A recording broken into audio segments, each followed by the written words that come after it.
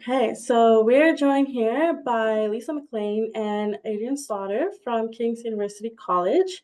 They are from the Lost Lab, but maybe I can turn it over to them so that they can speak more about the work that they do. So over to you. Okay. Sorry.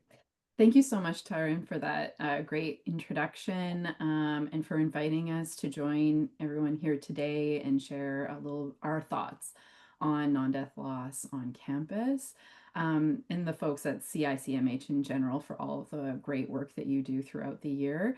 And also everybody who has taken their time out of your very busy days to join us here or to access this recording on the web. I'll just share my slides with you folks. Okay, so today my name is Lisa McLean. I'm joined by my colleague Adrienne Sauder. We'll be speaking about experiences of non-death loss among staff, faculty, and students on campus.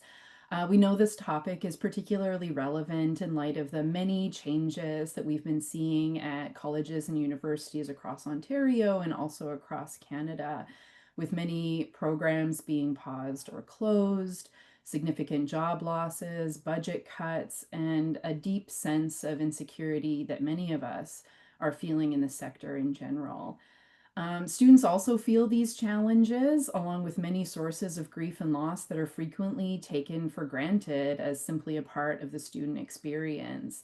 And so, from this perspective, we're splitting our presentation kind of into two parts.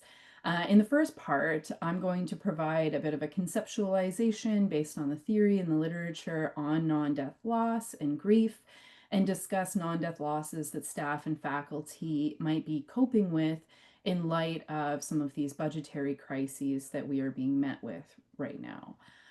Following that, Dr. Sauder will lead a discussion about non-death loss and the student experience, focusing in particular on academic failure and students' fears of failure, as well as how we, as faculty, as staff members, can better support students and hopefully help develop more grief literate and compassionate campuses. And so we hope to provide some theoretical context and practical suggestions for coping with the grief that's caused by these various changes and forms of non death loss that are quite present on our college and university campuses.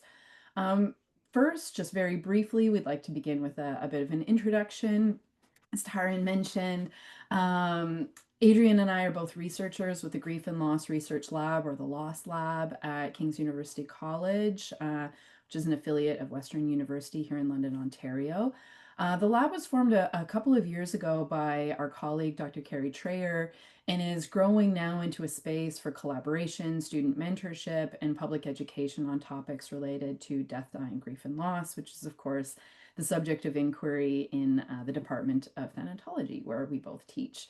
Again, my name is Lisa McLean. I'm the current director of the Loss Lab and a faculty member in the Department of Thanatology at King's. And just as a disclaimer, I feel this is important to mention. I'm not a clinician. I'm not a therapist or a counselor or a social worker, but actually come to the study of death, dying, grief, and loss from an interdisciplinary background in peace studies and feminist theory, focusing in particular on the grief and loss experiences of migrants and refugees, as well as the theme of grief activism, or activism that emerges from individual and collective loss experiences. And so I tend to approach these topics from more of a political or sociological perspective rather than a clinical approach. And in my comments today on non-death loss on campus, I'll be drawing from some of the emerging literatures on non-death loss, as well as some kind of basic recommendations, hopefully, that we can integrate into our daily lives and practice for responding to non-death loss. Go ahead, Adrienne. Hello, everyone. So my name is Adrienne Sauder. I'm also not a clinician. I'm an academic and researcher. I'm an educational psychologist whose work is situated within the post-secondary context. Over the years, I've been especially interested in how university students experience transition, learning, challenge, whether that's procrastination, academic failure, or other turning points in their studies. More recently, my research interests have expanded to include thanatology, and that connection has led me to think deeply about non-death losses on campus and how they shape students' journeys and their experience of academic life. Okay. So we know that many campuses, as I mentioned in the intro, have been seeing really significant changes, cutbacks, job losses, again, or just the threat of future cuts and reorganization. And so I just wanted to get started by getting a sense of people's experiences here in this virtual room. I've set up a brief questionnaire so people can share a couple of words about what they're struggling with as a result of these changes on in a number of respects, emotionally, spiritually, and the like. And let's just see if I can get this started. I'm working multiple kinds of technology here, so hopefully people are able to access this Mentimeter page. So the first question is, what am I struggling with in the workplace as a result of recent changes on campus? And then the second question will be, what do I feel in response to these changes emotionally, spiritually, or physically? Where do we feel the effects of these changes in our bodies, for example? Okay, so I've got um, the page up. I know we have quite a few people here, so I might not be able to mention everybody's contribution, but I'll try and find some key themes that come up in the comments. And so I'm seeing some comments roll in now. I'll just give it a moment for people to be able to share. Okay, so seeing a lot of comments about just recognizing the uncertainty itself, the shifts in services that are no longer available because of financial pressures, not being able to refer students to supports that they need but no longer exist, the elimination of jobs, of one's own job, or the loss of colleagues who have done such important work on campus, high workload, significant changes in morale and exhaustion, a feeling of betrayal and frustration, a loss of sense of control and skepticism, feeling left in the dark because of a lack of communication from leadership, staff leaving because of many of these changes, a sense of empathy for colleagues, feeling tired, and again, uncertainty, uncertainty, uncertainty again, increased workloads, loss of identity and sense of purpose. So I'm going to switch to the next question about what do we feel in regards to these changes. So I already have a number of responses here. And again, a lot of these same kinds of themes of depletion, anger, anxiousness, exhaustion, tension, feeling overwhelmed and directionless, devalued, underappreciated, underutilized, anxiety like walking on shaky ground, difficult trusting colleagues, vision to support students emotionally and spiritually through support services, feeling frustrated, frustrated, frustrated, rage, burnout, anger, powerlessness, a sense of anxiety, emptiness, not being respected, grieving, a lack of passion. So many really similar feelings that a lot of folks are sharing. Thank you so much for sharing this. So what is grief? Most of the time when we hear about or we're thinking about grief, we tend to associate it with death or use it synonymously with the term bereavement. But as we can see from these responses, we grieve all kinds of experiences, changes, transitions in one's life that are not related to death at all. So, for instance, we might think of the grief that's caused by the dissolution of a relationship or the grief that's caused by an acquired injury or illness. Drawing from the work of a number of theorists, Janoff Bowman, Beater, Harris, among others, we might understand grief as a response to the shattering of one's central assumptions about how the world works, how we view ourselves, and how we view others. So Janoff Bowman refers to these grounding assumptions as one's assumptive world that's formed from a very young age and is based upon our lived experiences. Harris offers that we can group our central assumptions into three core categories: how we tend to view others and their intentions. So, for example, if we believe that we have a sense of trust or belief in the goodness of others. The second core assumption being how we believe that the world should work. This could have to do with our sense of the natural order of things, for example, that death occurs after the end of a long life, or that you can anticipate what tomorrow is going to look like, or the day after that. And then finally, the third core assumption of how we tend to view ourselves, our sense of personal identity, which, of course, as we know, can be built up from our relationships with others. For example, you might view oneself as a spouse or a parent, or other relevant aspects of our identity, including our jobs. So I'm a professor, and this is core to how I see myself. Significant changes can undermine some of these guiding assumptions and belief systems. They can foment identity crisis and lead to that feeling of the carpet being pulled out from under our feet. Grief is not only the effective response to the shattering of the assumptive world, but it's also the process that we go through to try and remake some of these guiding assumptions and perhaps form new assumptions in light of loss. So, again, this is so reflective of everything that people have already shared in this poll. Job loss and restructuring can undermine our sense of security and purpose, the assumption that we can anticipate what will happen next in life. So, this might have to do with expectations around retirement or advancement in our careers, for example. Oftentimes, our identities are so tied up in our jobs that losing our jobs or fearing losing our jobs can set off a sense of identity crisis.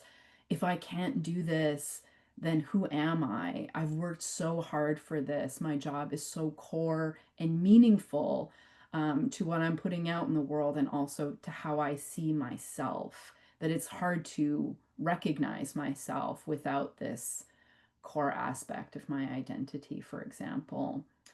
Restructuring can also undermine our assumptions about justice and control. Again, reflecting what a lot of folks shared in this poll. The feeling that decisions are being made without our input. This can undermine our sense of how things ought to be. The feeling that perhaps decisions are being made that are not in the best interests of our students as well. For those who have felt that they have survived job cuts, we might feel a sense of loss of campus community, campus culture, and a sense of purpose, again, as so many shared. What's the meaning of our work and what we do in the light of the loss of so many beloved programs and meaningful initiatives? Reductions in hours and heavier workloads might lead one to wonder what the future might hold, whether retirement is even possible under these circumstances, or if you'll be forced to change jobs, even if this job had been previously fulfilling. And I can say these are all comments that we've heard from colleagues at different institutions in the sector. So, from this description and from what you all shared in that poll, we can see that non-death loss can be both tangible in terms of an identifiable material loss, like the loss of a job, the loss of an income, the loss of a relationship, perhaps with a colleague who's no longer at the institution anymore, or intangible, associated with our hopes and dreams, our sense of safety and control. And also, how we respond to grief caused by any number of losses is incredibly variable, it's deeply personal, and it's subjective. Whether or not that grief is caused by a death-related loss or a non-death-related loss that for example, that so many of you just shared. Grief is not merely an emotion or is akin to just sadness, the way we typically think of it, but it can be associated with a wide range of emotions, behavior, as well as cognitive, physiological, and spiritual manifestations. What you all described when I asked, where do you feel this sense of loss and grief? We might experience sadness, for example, as a result of layoffs in our workplaces, but we might also experience anger. We might experience guilt at still having our positions when other colleagues have lost theirs. We might feel numbness, tiredness, irritability, anxiety, a feeling of disconnection from personal sources of meaning, including the job itself, as well as spirituality or a belief in innate goodness, for example. So it's important to keep in mind as well, and I think that this is an important point to make, that non-death loss is not merely of a lesser order in comparison to death-related losses or losses that are caused by death, for example. Some non-death losses can be just as or potentially even more personally impactful than a loss caused by a death. So, for example, an expected death might cause significant grief for a person, of course, but it might not so severely undermine one's central assumptions about the world or one's personal sense of identity as the sudden loss of a job that is deeply intertwined with one's sense of self and is also accompanied by so many other tangible and intangible secondary losses that are also associated with the loss of a job. Just to exemplify this, I wanted to share this quote that you can see at the bottom of your screen here, that was shared by Darcy Harris in her recent volume, Non-Death, Loss, and Grief, which I do recommend picking up if you're interested in learning more about the theory surrounding non-death loss. I felt that aspects of this quote might resonate with folks in the webinar. So Harris writes, the uncertainty, ongoing and continual adjustment, and fluctuations that occur alongside non-death loss experiences often produce a prominent sense of being unsettled and anxious about how life will now unfold, in addition to sadness and anger over what has been lost. So I'd encourage you to take a moment to check in with yourself and see if any part of this resonates with your experience of change on campus. And based on what you've already shared in that poll, I believe that some aspects certainly do. Uncertainty and ongoing continual adjustment, producing a prominent sense of being unsettled and anxious about how life will now unfold, in addition to sadness and anger over what has been lost. Before I move on to suggestions, we really need to address one of the most difficult aspects of non-death loss, and that is disenfranchised grief. This is almost a key aspect of the experience of non-death loss. Kenneth Doka coined the term disenfranchised grief to refer to a number of different situations where a loss is not adequately supported or acknowledged by society, leading to further complications in the grief process.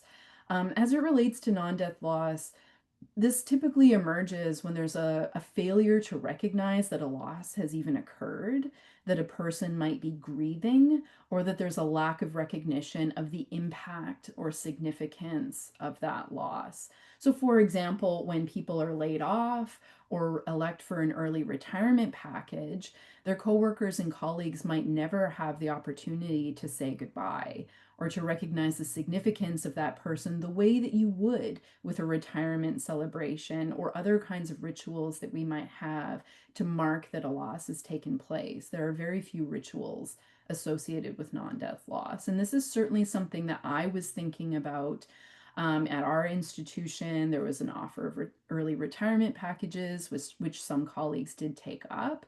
And I had reflected to some colleagues, and in thinking about this, especially for faculty members who might be away during the summer months and then come back in September, I wondered, are we going to come back into the office and see many empty offices and never have the opportunity to mark the significance of those colleagues or to say goodbye or to, again, mark that loss has taken place and that there is a significant grief associated with that. When our workplaces face restructuring and we feel deeply affected by the loss of colleagues, as well as these meaningful programs and initiatives that we hold so very dear to the work that we're doing on campus, it can be very difficult, even for ourselves, to name what we are experiencing as grief. Instead, we might call it stress, for example. But this doesn't take account of the many different manifestations of grief at these various different levels of the emotional, spiritual, or physiological aspects of grief, or the ways in which our fundamental assumptions about how things should be are being perhaps upended or undermined. And in addition, and I think that again, this resonates with what folks have said, because workplace pressures are increasing at the same time, we're really not given any space to acknowledge our grief or seek support. But instead, we're being asked to shoulder even more work and responsibility and simply muscle through it. And perhaps even be thankful that we still have our own positions when so many others don't. This is deeply disenfranchising and isolating. So, what can help? Unfortunately, I can't offer any quick and easy fixes because there are no quick and easy fixes for what is happening on our campuses, and nor is there certainly any quick and easy fixes for grief. It's a process that has to be felt and experienced, but there are things that can help. So, for non death loss, the literature is quite clear. The number one need is for validation and normalization because this grief is so commonly disenfranchised, and we may ourselves fail to recognize what we are feeling as grief.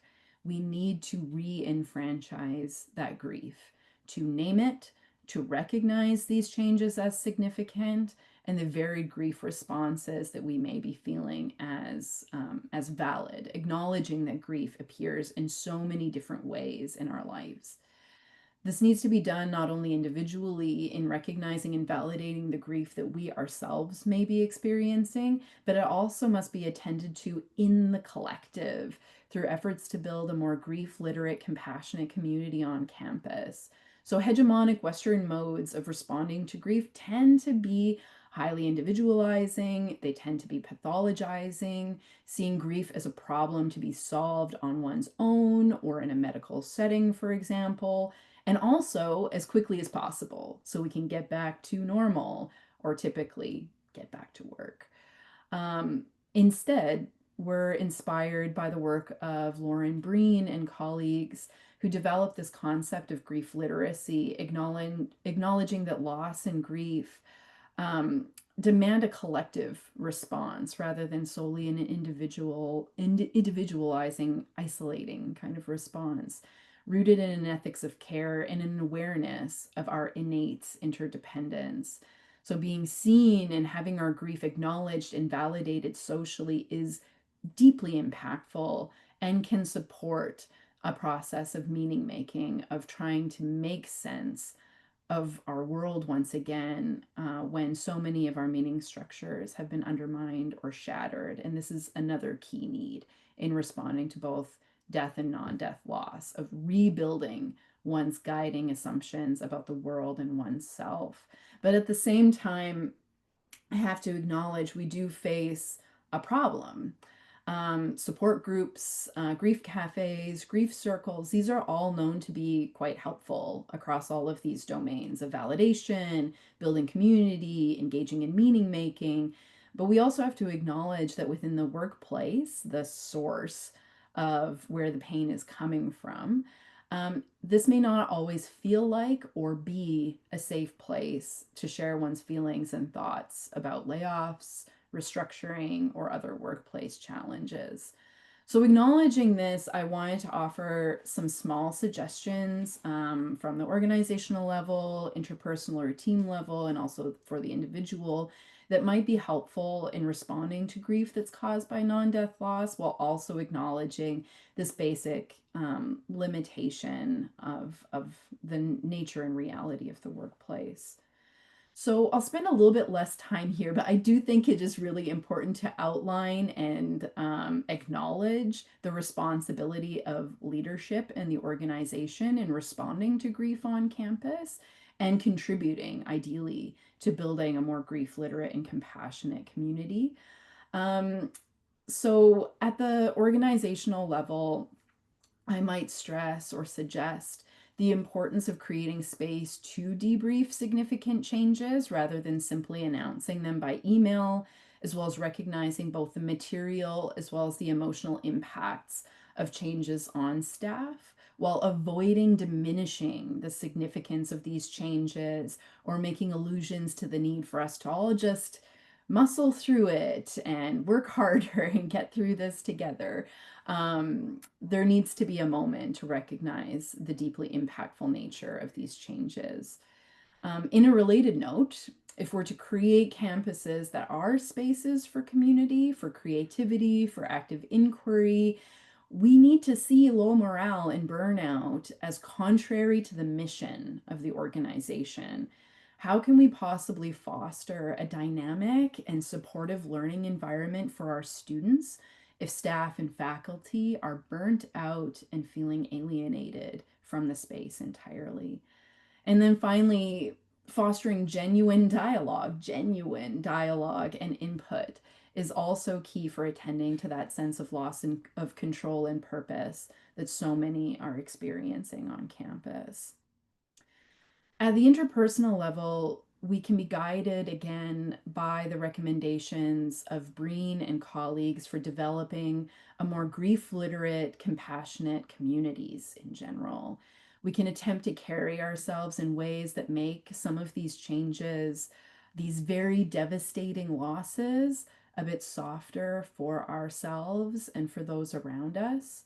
So I'll just share a little bit about the definition of grief literacy from Breen and colleagues, who describe it, and this is a quote, as the capacity to access, process, and use knowledge regarding the experience of loss, which comprises the knowledge to facilitate understanding and reflection, skills to enable action, and values to inspire compassion and care. So grief literacy is all about knowledge, skills, and values. So in terms of knowledge, this is what we're doing here today, right? We're gaining awareness about non-death loss and grief, so we might be better equipped to recognize it in ourselves and also in others and in our colleagues and students that we encounter on campus. In terms of skills, of course, I know folks here a lot are working actively in this domain and exercise this every day with students that they are supporting. We might employ active listening as opposed to some of the less helpful responses that grieving persons are often met with. And of course, these skills are animated by an ethic of compassion and care. And what do I mean by unhelpful responses? Well, oftentimes people grieving all kinds of loss, whether again it's death related or non death related, people oftentimes are met with unhelpful responses that ultimately minimize or diminish the significance of that loss for the person who is grieving it.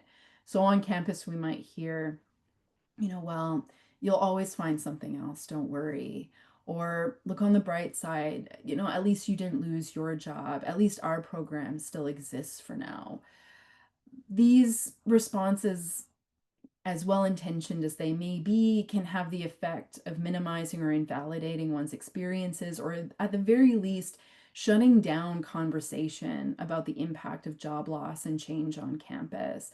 And again, I think we can recognize, maybe not all the time, but perhaps a lot of the time, that these kinds of responses, the at leasts that we oftentimes talk about when we're talking about grief, they usually come from a place of good intention, of people wanting one another to feel better. But I think also, if we're being very honest with ourselves, they may just as likely come from a place of feeling uncomfortable witnessing one another's pain. So when we engage with our colleagues on campus who are grieving the loss of jobs, the effects of layoffs, increased workloads, and the like, rather than trying to minimize or find the silver lining somehow, perhaps we can seek instead to engage in active listening, to bear witness to that grief, to name it and acknowledge it without trying to fix what can't be fixed. In terms of building community, even if gatherings are not focused on grief specifically, staff might benefit from various informal opportunities to get together across units or across employee groups. So, for example, at my workplace, Various employee unions and associations have been organizing regular coffee chats and town halls to bring staff and faculty together to talk about the impacts of these changes on their various units. And um, I have heard following many of these gatherings, people just anecdotally sharing how important these gatherings have been, not only for information sharing, so that people who are differently situated within the institution can know and understand what is happening, and also raise awareness about what kinds of changes are taking place. But people have also commented how in these gatherings are not specifically organized around grief or necessarily organized as venues for sharing grief, but in the sharing of what is going on, people have been talking about the personal impacts of these changes. And folks have talked about how gathering and acknowledging the both material and emotional impacts of these changes on different employee groups across the institution, how this has been very personally impactful and important. And then finally, for the interpersonal level or the team level, we want to continue celebrating important accomplishments and milestones as a way of trying to create new rituals or reinforce old ones that can help foster a sense of community and belonging during difficult times. So finding ways to bring people together to share, but also to try and seek meaning, connection, belonging once again in a campus that feels so fraught and heavy with grief and loss. So at the individual level, we might focus on the search for meaning in light of significant change. And this can involve practices where you individually work to witness and name the pain that you're experiencing, to validate and normalize your own reactions to workplace changes. So, scholars Niemeyer and Krawcheck recommend that in the process of seeking to make sense of and reconstruct our meaning making systems in light of loss, it can be helpful to try and map out the impact of these losses explicitly in order to better apprehend how non-death losses have undermined some of those central assumptions. So this might bring to light for you individually how change on campus is not only about, I miss my colleagues and I feel uncertain about what the future might hold. If we really sit down and map this out, we might be able to map out how these changes are impacting our sense of identity, our belief in how things should work, our perceptions of control and justice in a way that we can recognize the broad ranging impacts of non-death loss in the workplace on our lives. And so in the literature, it's noted that personal journaling, and art-based activities such as thematic collage, for example, focusing on visual expressions of grief, as well as sources of strength, hope, and meaning, these have all been found to be quite helpful for giving voice to one's own grief experiences, as well as engaging in practices to try and begin reconstructing that world of meaning. And in this work, we might also reflect on what we find most meaningful about our jobs, seeking to reconnect with the significance of the work, such as, for example, our work with students. One suggestion from a dear colleague in the Department of Thanatology that I wanted to share with you folks from Dr. Eunice Gorman, who I think might be here in the audience today, is the creation of a joy list. So a list, for example, say of 10 simple things that bring you joy, that don't require conspicuous consumption, but that can be part of everyday life. Like, for example, where I am right now, looking around at the trees that are changing color, going out and crunching leaves, taking a moment to notice nature, checking in with a dear friend. These might all form a part of a joy list. I recognize on the outset, this might seem very basic or kind of, one of those, okay, self-care activities that we recognize but maybe don't implement in our everyday lives. But in writing this list and actually sitting down and trying to write some of these notes out about what might bring us joy, We might reflect on, for example, how many or how very few of these activities we actually engage in on a day-to-day basis. A few? None? If we're to care for one another and try and create a flourishing, grief literate, compassionate community, we also need to extend care for the self. What small things can we do to try and make life a little lighter for ourselves during difficult times? And again, I know who is here in the room with us. And I know that we all recognize the importance of self-care, and we might routinely recommend self-care to others, including our students. But at the same time, I think it can also be acknowledged that we might rarely practice what we preach. These practices of acknowledging our experiences, of naming grief and its varied impacts on how we see ourselves, how we see the world, how we see others, trying to rebuild in some small ways, in everyday ways, through coffee chats, through town halls, through getting together with colleagues that we haven't reconnected with in some time, and seeking to remake meaning when life feels chaotic. These are all essential activities for coping with grief. So, I thought I would just conclude my section of things here with a couple of questions for reflection. And again, I had a note in my earlier slide recognizing, and I think it's important to recognize inspiration, where it comes from.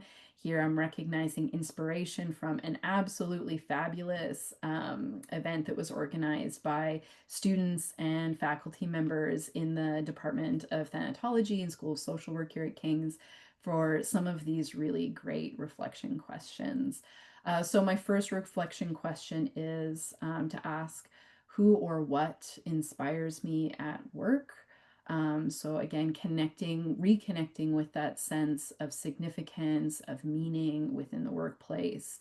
And then the second question that I'll ask is, what is a small thing that you can do to create joy, ease, and peace for yourself and also for your colleagues? So I'll share a couple of the responses with you before we move on to Adrienne's part of the presentation. So for what inspires, I have caring for students, the team, building equitable practices, our genuine care for each other, students and my Indigenous culture. So those are some of the responses I have for the first question.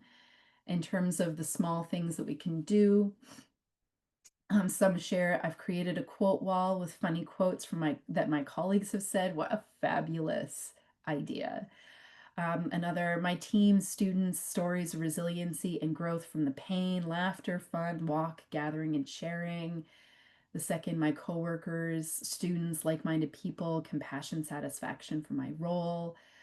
Exercise with colleagues at lunch, lots of laughter, connect, walking outside, warm fuzzies. Thank you so much for sharing some of these sources or small things that we can do to try and create some moments of joy, some moments of ease, some moments of peace when life is so chaotic and we are carrying a lot on our shoulders at this time. So thank you very much for sharing these. I'm going to turn it over now to my colleague, Dr. Adrienne Sauder, to address non-death loss and the student experience. Next slide. So let me begin with a story. Imagine a first-year student, bright, eager, and the first in her family to attend university. She works hard, but the transition is more challenging than she expected. At the end of the first semester, she fails 3 courses. Her dream of nursing is now out of reach. She doesn't tell her parents, she withdraws quietly from her friends, and on campus, no one seems to notice that she is grieving the loss of a future she believed was hers. Now, this is not an isolated story. Across our campuses, academic failure is treated as an educational outcome, a bureaucratic marker on a transcript. But for students, failure is often experienced as a profound form of loss. The loss of identity, of future possibilities, of belonging. And yet, this kind of loss is rarely named or supported. Just as Dr. McLean described, it is what grief scholars call disenfranchised grief. Grief that goes unrecognized, unvalidated, and unsupported. Next. So when we think about academic failure, it's easy to focus only on grades or outcomes. But for students, failure often feels much bigger than that. It can unsettle their sense of who they are, challenge the future they imagined for themselves, and even strain their connections with family or peers. In this way, academic failure can be seen as a kind of non-death loss, real and impactful, yet rarely acknowledged or supported. And the literature supports this. Life's study confirms that success and failure in higher education are not only about academic outcomes, they're also about status and social position.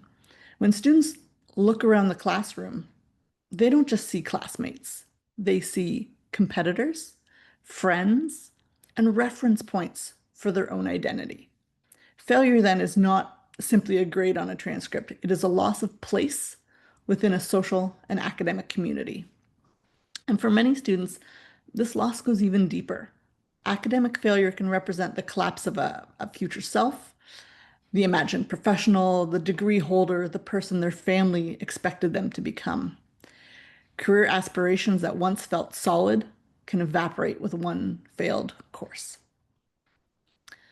The weight of familial and cultural expectations can make that loss even heavier. For first-generation students in particular, failure can feel like letting down not only oneself, but an entire family's hopes for upward mobility. And here's where the concept of disenfranchised grief comes in. Unlike bereavement, there are no recognized rituals when a student fails. There are no ceremonies, no communal acknowledgments, no sympathy cards. In fact, failure is often met with silence or, more likely, blame. The grief is real, but it is not legitimized by the institution or by peers. It becomes invisible. That's what we mean when we say this grief is disenfranchised. It is lost without recognition, and therefore without support. So one of the most striking findings across the literature is just how deeply students fear failure. Loxton and colleagues found that for many first-year students, academic failure ranks among their top fears, alongside fears of violence and even death. That tells us how much weight failure carries in the student psyche. And this fear is not abstract. Bowen et al. Show that negative academic emotions, anxiety, shame, frustration, have a direct impact on procrastination and self-efficacy. Students who feel overwhelmed by failure often delay engaging with their work, which erodes confidence and reduces performance. The result is what I would call a vicious cycle. Fear leads to avoidance. Avoidance leads to poor outcomes, and those outcomes confirm the very fears that began the cycle. So the key insight here is that failure is rarely experienced as an isolated event. It is deeply emotional, and these emotions directly shape academic behavior. If we do not recognize that, we risk misinterpreting what looks like lack of effort as something much more complex, a cycle of fear, avoidance, and grief. So academic failure, in this sense, is both anticipated as a fear and lived as a profound disruption of identity. So closely tied to this emotional landscape is the way students interpret the meaning of failure. Research in attribution theory shows us that how students explain their setbacks profoundly influences what happens next. Students who attribute failure to a lack of ability are more likely to consider changing direction or reorienting their studies. In contrast, those who blame failure on a lack of effort may keep pushing forward in the same unproductive ways, which can increase the risk of repeated failure and even dropout. In other words, The story students tell themselves about why they failed shapes whether they imagine new futures or remain stuck. The story they tell themselves matters. Attachment research adds another layer to how students make sense of failure. Attachment theory suggests the ways we connect with others early in life shape how we manage stress and interpret challenges later on in life. So students with high attachment anxiety tend to adopt maladaptive, self-blaming attributions. They may interpret failure as proof that they are fundamentally incapable, which can intensify feelings of shame, hopelessness. In contrast, students with more avoidant attachment styles are likely to shift the blame outward, often deflecting blame onto external factors. While this can help protect their self-esteem in the short term, it may also prevent them from reflecting on ways that lead to personal growth. These patterns of attribution don't just stay internal. They also shape the strategies that students use to protect their sense of self. For some, this shows up as self-blame rooted in attachment anxiety, but for others, it can take the form of deliberate self-sabotage. Gadbois and Sturgeon note that some students intentionally hold themselves back, for example, by deliberately not studying or creating obstacles for themselves, so that if they fail, they can blame the circumstances rather than their own ability. They can say it was because they didn't try, rather than because they were incapable. While this may protect their self-esteem in the short term, it ultimately deepens the cycle of academic struggle. So these findings really illustrate that failure is not just an outcome. It is a meaning-making process that cuts to the heart of identity. Am I capable? Am I worthy of being here? Do I belong in higher education at all? What does this failure say about me? Deep questions whose answers can potentially shatter a person's assumptive world. Our responses as educators can either reinforce those negative self-stories or help reframe them as opportunities for growth. So when we talk about academic failure, it's really tempting to see it as only an individual issue, a matter of motivation, preparation, effort. But failure is also profoundly shaped by the structures and cultures of higher education. For example, research by Darnan and colleagues shows that students who hold a strong belief in meritocracy, the idea that success always follows effort, are actually more vulnerable when they fail. Instead of seeing structural barriers or contextual factors, they conclude that the problem must be them. Belief in meritocracy then can magnify disengagement. Students internalize failure in ways that erode self-esteem and hope.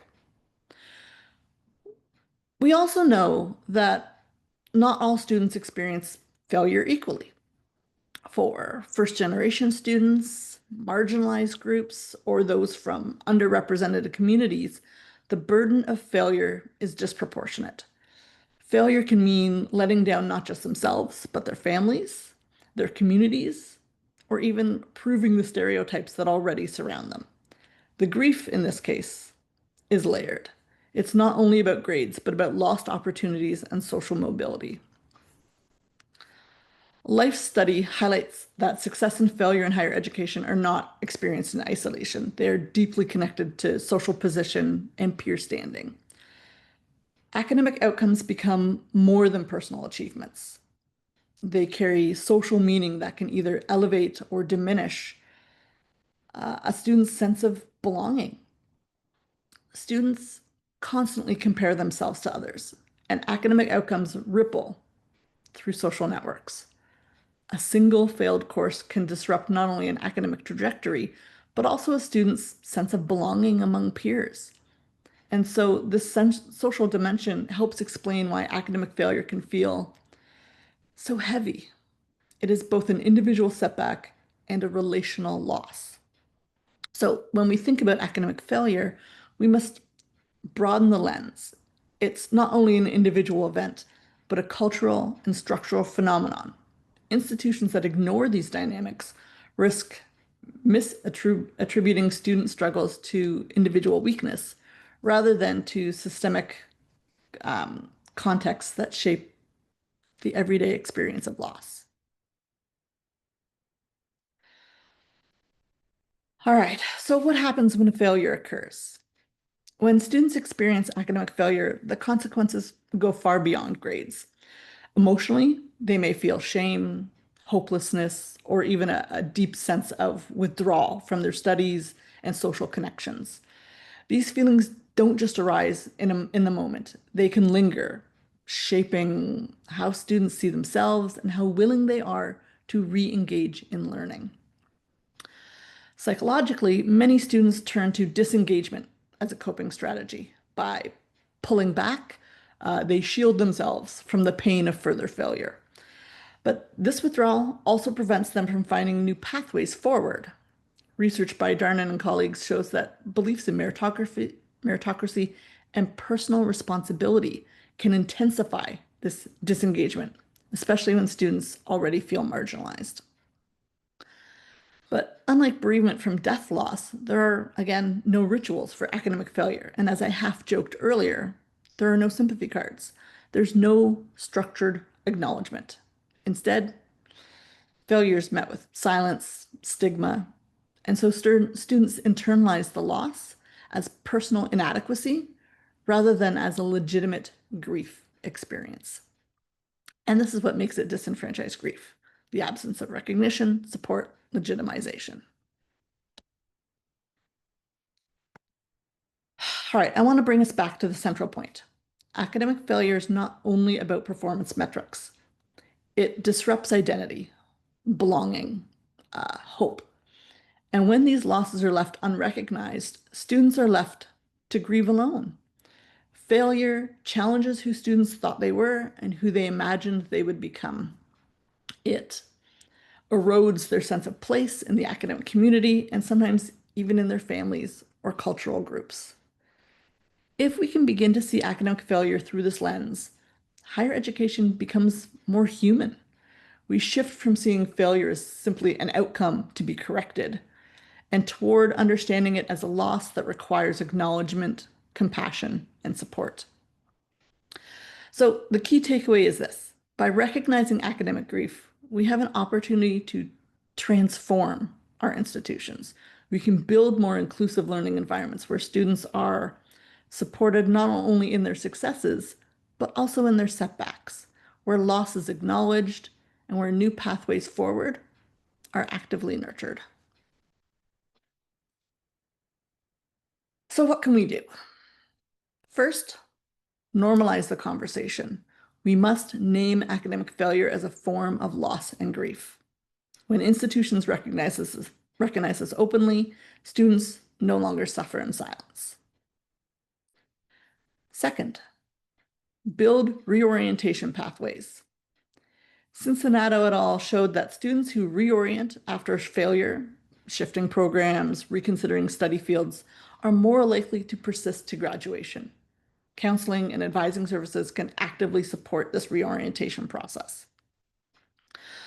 One of the ways we can best support students is by helping them see that there are always multiple pathways forward, even when their first plan doesn't work out. Reorientation isn't just theoretical. It's something I myself have experienced. I'll give you a quick story. When I was in my first year of university, 30 years ago, I thought I knew exactly who I was and where I was headed. I had always been a STEM girl, and my identity was built around being strong in math and science. Naturally, I pursued a Bachelor of Science in psychology, confident that that was the right fit for me. But then reality hit hard. I was failing calculus and chemistry and barely passing biology. For the first time, the very subjects that had once defined me seemed impossible. It wasn't just about poor grades. It felt like the foundation of who I was had crumbled. Now, I was fortunate. I had the chance to step back, reflect, and reorient. I switched faculties, and moved into a Bachelor of Arts in psychology.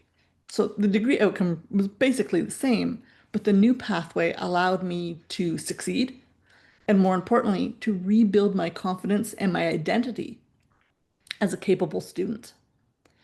So that experience taught me something vital. Students often become fixed on a single imagined route to their goals. And when that route collapses, they feel like everything is lost. Our job is to help them see that there are other ways forward, different pathways, that they can still get to where they want to go, but in ways that allow them to thrive. Third, address the psychological mechanisms. Procrastination cycles, self-sabotaging, maladaptive attributions need to be named and disrupted. These mechanisms do not simply reflect poor time management or motivation. They are deeply tied to the ways students make sense of failure and thus must be considered in any effort to support academic recovery. So workshops on self-efficacy and adaptive coping can make a difference. And then finally, create rituals of recognition, even small symbolic acts, reflection workshops, letters of acknowledgement, structured conversations with faculty can validate academic grief as real. Okay, let's step back now and situate this discussion in a broader framework. So the concept of grief literacy, as mentioned previously, as defined by Breen and colleagues, refers to the knowledge, skills, and values that enable us to understand and respond to grief in ourselves and others. So this is not just an individual competency, it can and should be an institutional one. Why does this matter for universities? Because students encounter multiple forms of loss during their studies, some related to death, but many that are non-death losses, such as academic failure, disrupted dreams, severed friendships, or loss of belonging. If we do not have a grief literate culture, we risk misinterpreting or minimizing those experiences. We risk treating students as if their struggles are purely academic or purely clinical, rather than also human and existential. Universities, therefore, must cultivate grief literacy at the institutional level. This means not only having counseling services available, but embedding awareness of grief across the academic and co-curricular environment. It means designing policies and practices that are compassionate, flexible, and inclusive of grief responses. And crucially, faculty play a central role. We are often the ones who set the tone in classrooms. Our willingness to acknowledge grief, to respond with empathy rather than judgment, and to model openness can profoundly shape whether students feel recognized and supported. Building emotionally responsive and inclusive learning environments is not an optional add-on. It is part of what it means to be an educator in the 21st century. It is, however, very important to acknowledge that university staff, advisors, residence life coordinators, frontline administrators are already doing grief work every day. They comfort students who have failed exams, support those who have lost scholarships, listen when career plans collapse. Much of this work is done informally, quietly, as part of everyday care for students. Yet, because it is rarely named as grief work, it often goes unacknowledged at the institutional level. By explicitly recognizing these interactions as part of grief support, and by integrating grief literacy into professional development and policy, institutions can better equip staff to respond with confidence and consistency while also validating the emotional labor they are already performing. So up to this point, I've argued that academic failure is not just a performance issue, but also a form of disenfranchised grief. So the question then becomes, how do we bring grief literacy into the everyday fabric of higher education? One way is through curriculum. So reflection and narrative practice can be embedded into coursework. whether in first-year seminars, capstone projects, applied disciplines. Robert Niemeyer's work on meaning making reminds us that grief is, at its core, about reconstructing identity and narrative. When we invite students to write, reflect, or narrate their own academic journeys, we help them process losses alongside successes. Second, we need to avoid pathologizing disengagement. When a student withdraws, we often assume laziness, lack of resilience, or even mental illness. But sometimes disengagement is grief in disguise. By acknowledging this possibility, faculty and advisors and staff can shift from judgment to curiosity and compassion. And finally, creating space matters. Courses in transition-focused or applied fields, teacher education, nursing, social work, psychology, are natural contexts to discuss grief, identity, change. But even in STEM, students encounter profound transition points. So embedding grief literacy across disciplines normalizes the idea that higher education is not only about knowledge acquisition, but also about navigating life's inevitable losses. All right, where can we do better? Really, we know what staff is already doing, so we can do better through faculty. Faculty members are often the first point of contact when students struggle, which means they need to be equipped with grief literacy skills. And I think there are 3 practical competencies to emphasize. First, faculty should be able to differentiate between grief and mental illness. Not every case of sadness, withdrawal, or missed assignment signals depression or pathology. Sometimes it's grief, and grief is part of human development.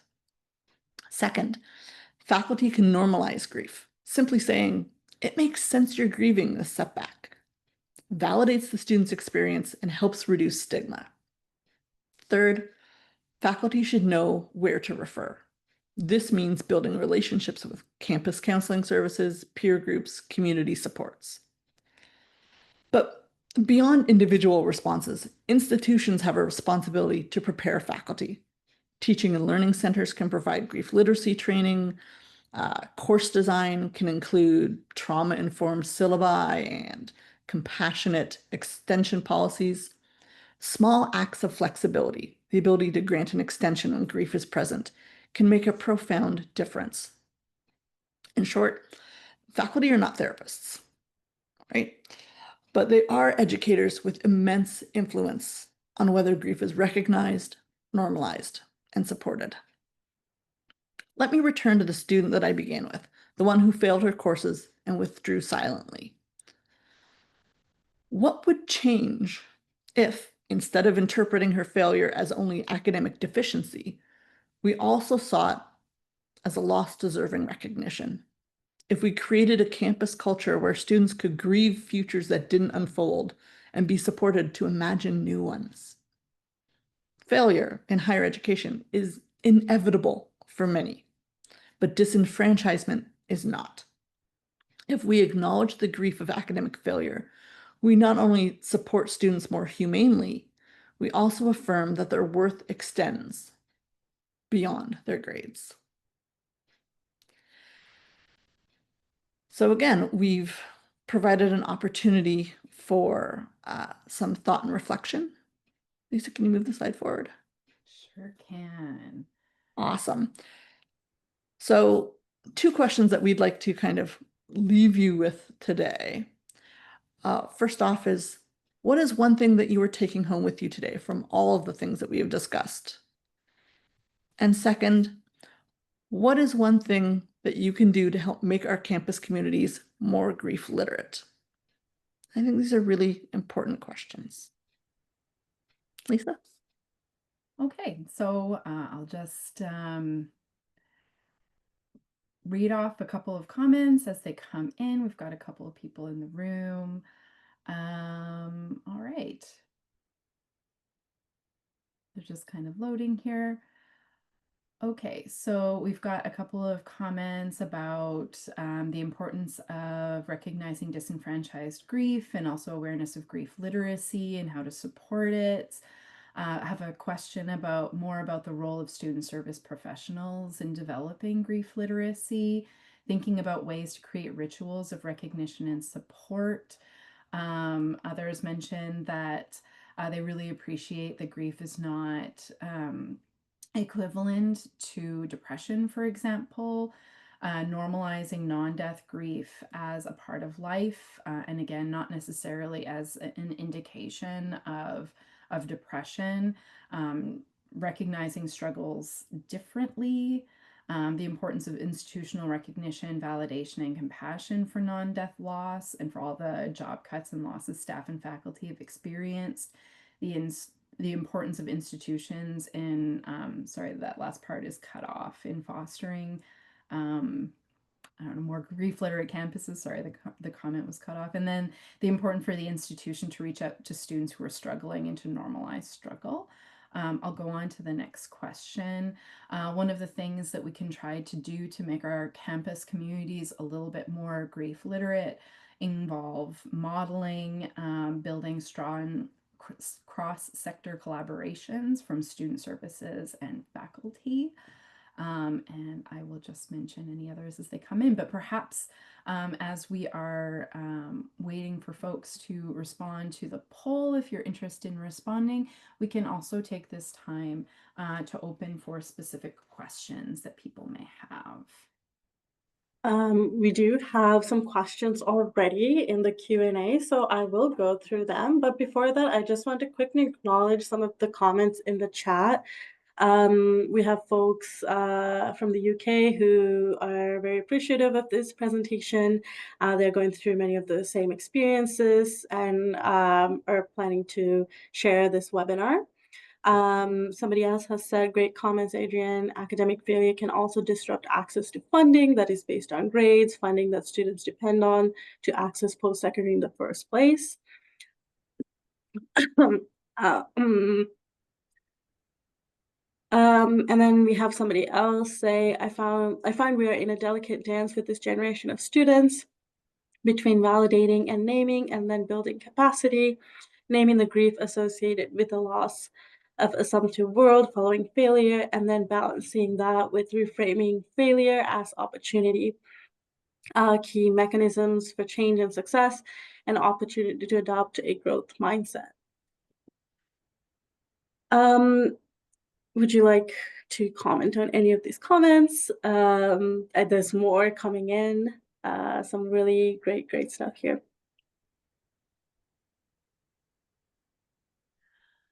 Okay. All right, let me just take a look here.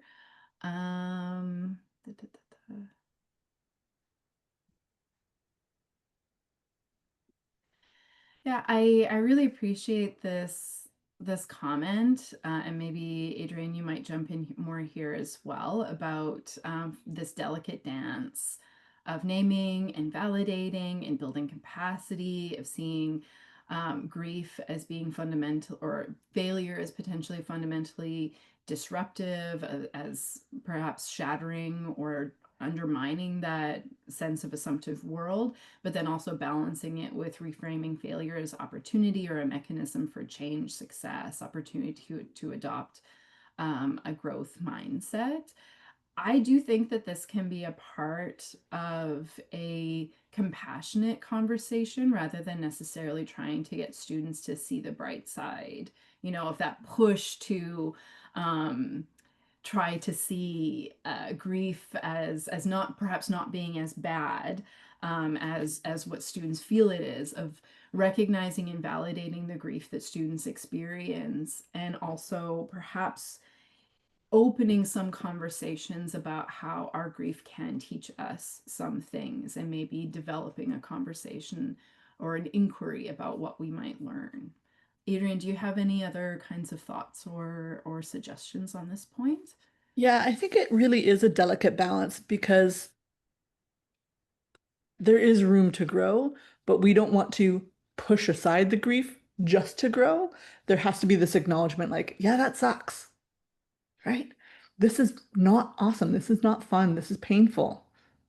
We can still learn from it, but that doesn't diminish the fact that it is painful. And I think that's the delicate balance that we often struggle with in those conversations because we just want to go to fix and make better instead of sitting in the uncomfortableness of being in pain and grief. Mhm. Thank you for that. I'm going to go through some of the questions here in the Q&A section. If I wanted to become grief literate, where is a good place to start? Well, I would be happy to share some details about the article on grief literacy that was written by Breen and colleagues, including many colleagues here in Canada. This was an international and interdisciplinary effort in putting together this paper that has been incredibly impactful.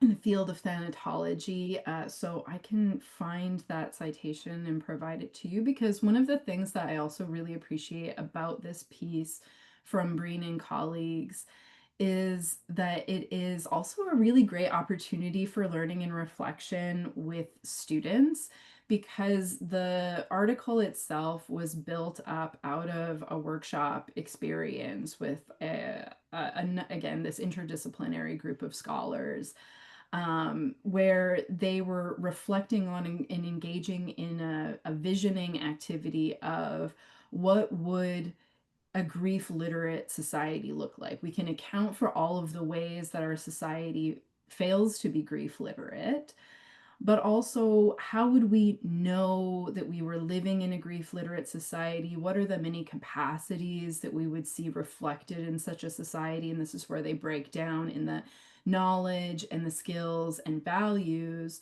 And they share in the article itself a number of the vignettes that the team developed to illustrate different kinds of dimensions of what grief literacy would look like. So they have these little excerpts throughout the piece of tiny little everyday interactions that right now in the predominant modes in which we respond to grief may very well result in further disenfranchisement, but instead in this envisioned future of grief literacy are seen and validated and supported. And I think that mode of visioning and sharing those little vignettes allows us to see the ways that we ourselves can respond perhaps differently. Allows us to invite students. Oh, thank you so much. Somebody shared the link. I appreciate that. It's hard for me to multitask while talking. Allows for us to share with our students or in conversation, okay, what would, if we're organizing a conversation about with students, for example, about grief literacy on campus, how can we all build this? Or with colleagues, how can we build a more grief literate campus in light of all of the changes, all of the restructuring, all of the grief that we are so burdened with right now? What kinds of capacities would we need to support one another? How would we know that things were different? And that can be some guiding questions and reflections to build a discussion. So thanks so much for sharing that article, Laura, in the chat. Thank you, Lisa. I'm seeing a few themes in some of our questions, and some of them very resource oriented. So let me kind of read some of them. So there's someone asking, would you be willing to share some resources you reference specifically related to supporting students through academic loss? And then kind of going a similar nature, somebody says, I provide a lot of emotional support and supported listening, but I'm not a counselor or a psychologist. If students are looking at failure as a family disappointment or failure as a character, how would you recommend I support them? And are there any resources when it comes to like trying to provide that support? So, unfortunately, in the literature, there's not a lot of connection between academic failure and grief out there. So I've made some of the connections, but the literature isn't quite as verbose about it. So there's not a lot of resources specifically connecting those two ideas. But I think what we start to learn about grief in general can be helpful in these situations. And I think there's a delicate balance. Previously, I was a staff member at King's in a supportive administrative kind of role, and having these conversations. And I'm not a psychologist or a clinician, and so we have to use our own professional judgment as to where those conversations can go. And when we get to the point where we're like, this is more than I'm capable of handling, and then knowing when to refer to actual professional supports. But I think for a lot of people, that first conversation where we validate and normalize, we can have that with almost anybody, which is really important. So again, we just use our professional judgment and going, okay, this is much deeper, much more entrenched. They probably need some professional help. And someone had a question that's talking about like the family components to that. When they start having some of those issues about like letting down their family and stuff like that, that might be a point where I'm like, maybe you need to go talk to a professional counselor. For sure. Thanks, Adrienne.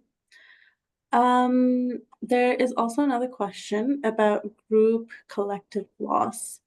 So getting your thoughts on group collective loss where multiple individuals in a group all experience the same event, but maybe processing things differently. How might this context change some of the recommendations on the interpersonal level? So, if we're talking specifically about staff and faculty here, for example, again, in the literature, there is a lot of support for the notion that being able to gather in the collective in a group setting to be able to share experiences can be incredibly helpful in terms of that validation, acknowledgement, the awareness of the various different ways that people experience and process grief, collective meaning making, these kinds of things. But at the same time, just as I provided this kind of warning that perhaps it can be difficult to hold some of these conversations in a workplace setting, there's a similar kind of warning about group work around grief as well, which is it really depends on how that conversation is structured, what the culture of the space actually is. Because again, if we are holding a space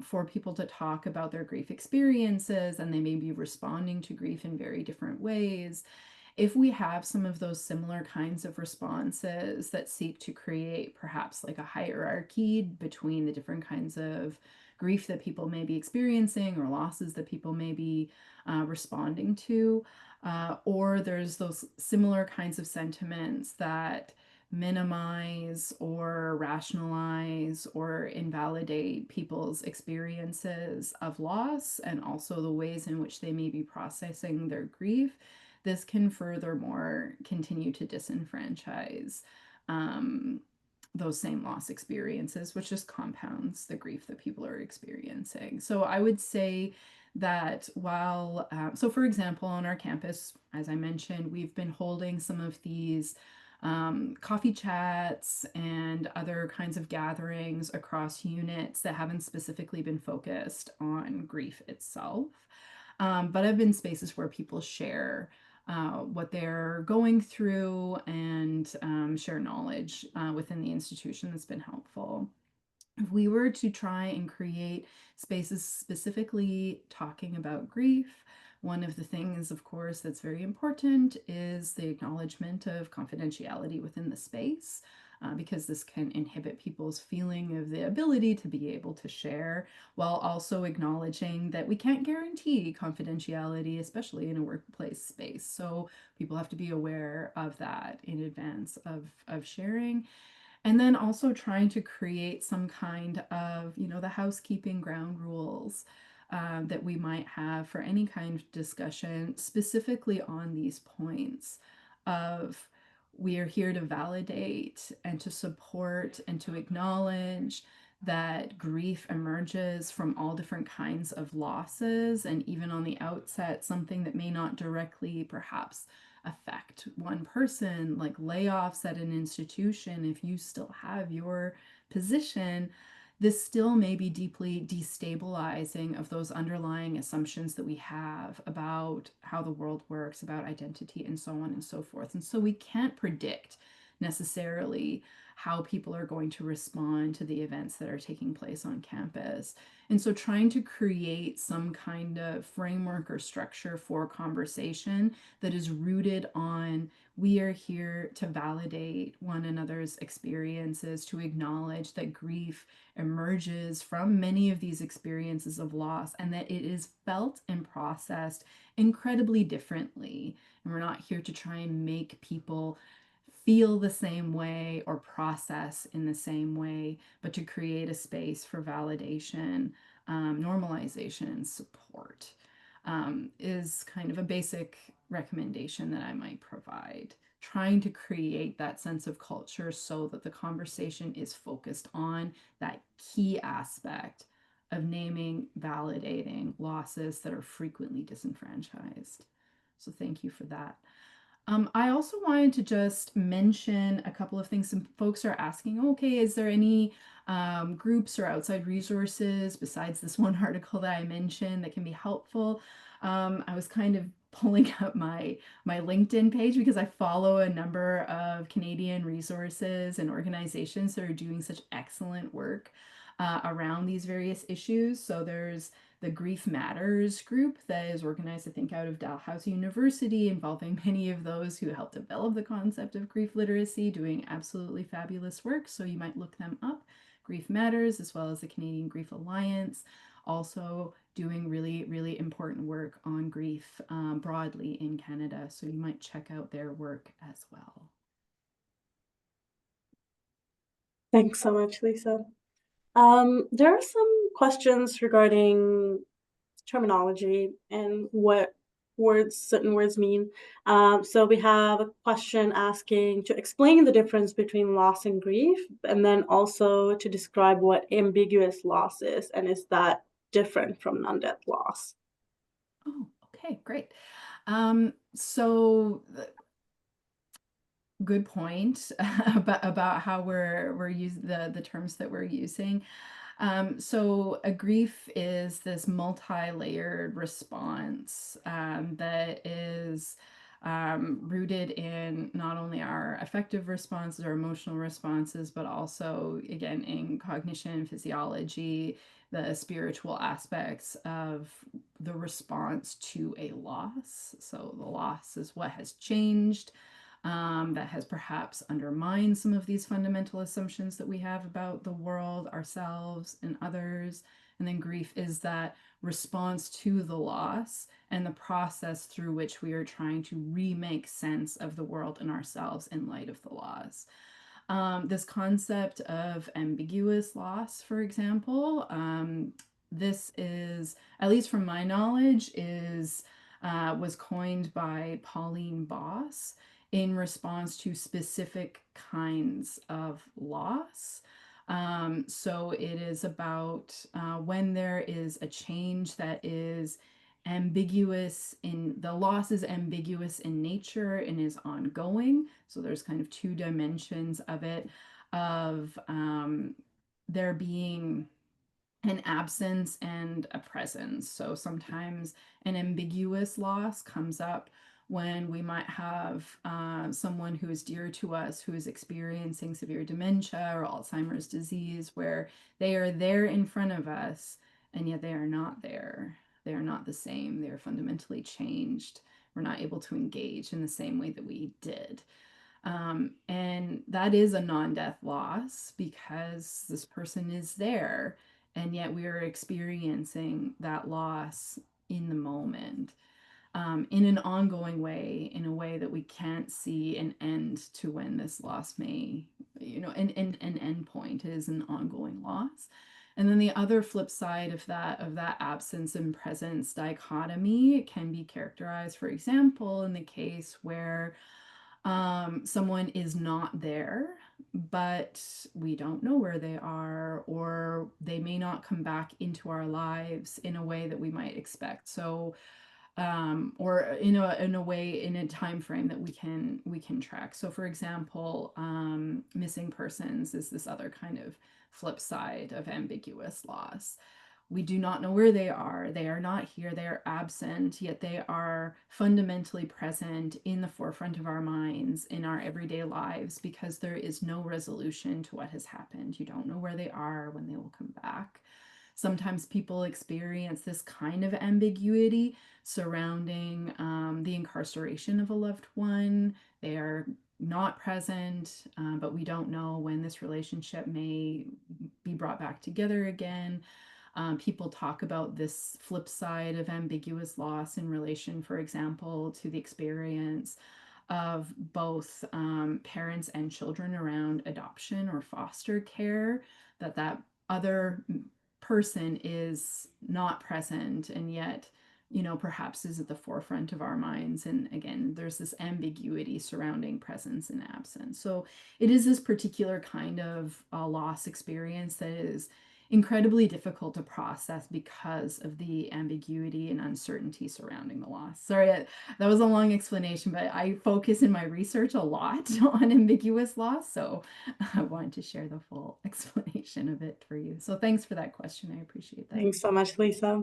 So we are approaching towards the end, but I want to ask a final question, and this is my question to both of you.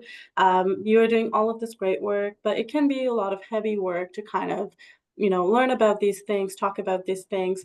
What are the ways that you are sort of, managing that self-care, self-compassion to sort of, you know, do this work? And maybe this is something that folks can do after we end off at this webinar, because sometimes some of these things can bring out some very heavy feelings. So what is your favorite thing to do to sort of recuperate?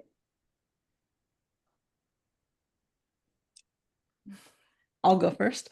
I think there's a twofold answer to that. One, I get a lot of joy is not quite the right word, but satisfaction in having these conversations with people, because I think grief isn't spoken about kind of naturally and easily very often. So having these opportunities recharges me. And then in a very much a self-care way, I am a knitter, so I will just hide with a cup of tea and some knitting and let my brain turn off. So that's a big one for me, being able to turn my brain off. Thank you. Lisa?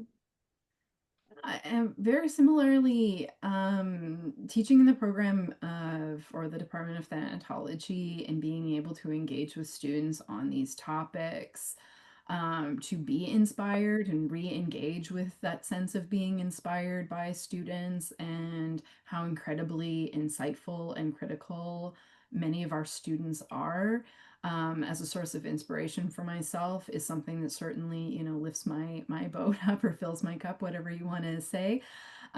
So each September, fretting about getting back into class and then being confronted with amazing students is something that, really is a salve for a lot of the concern and worry.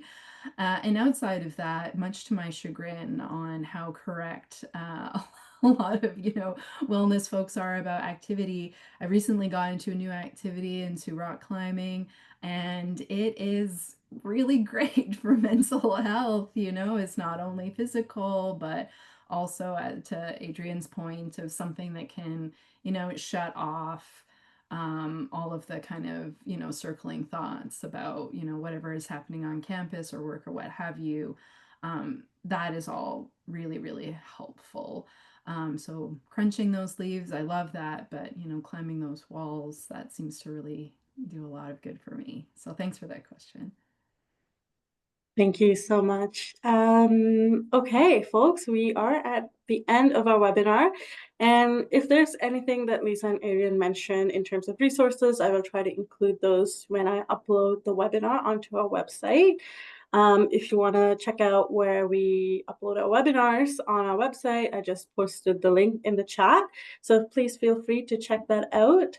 I hope folks have a really good rest of the day. It is a bit rainy here in Toronto, but I hope there is a way for you to sort of have a great lunch or take care of yourself.